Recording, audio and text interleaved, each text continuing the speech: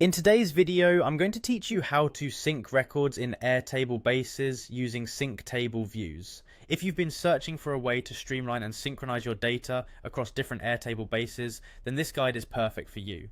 Let's dive right in. First, open up your web browser and type in the URL for Airtable. This will take you to the homepage of Airtable where you'll see options to access your bases. Next, click on the Sign In button. This is your gateway to accessing your Airtable account where all your data and projects are securely stored. Input your credentials to sign into your account. If you're using a shared computer, remember to keep your details private to secure your information. Once you're successfully logged in, click Continue. This will redirect you to the main Airtable interface. You should see a list or tiles of your bases on this screen. Find the base table you wish to work with and give it a click. By doing so, you open up the specific base where you want to initiate syncing.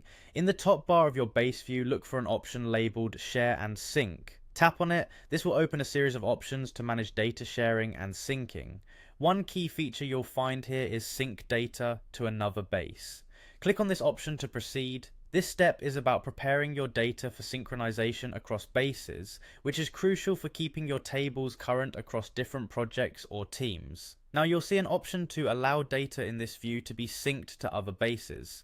Click this to give permission for the data in your current view to be synced, then select Sync this view, which tells Airtable which specific view of your table data you want to keep synchronized. Next, navigate to the option Choose a Workspace. This drop-down will show different workspaces you have access to. Click on the desired workspace where you want your sync table to reside. Following this, select Choose a Base.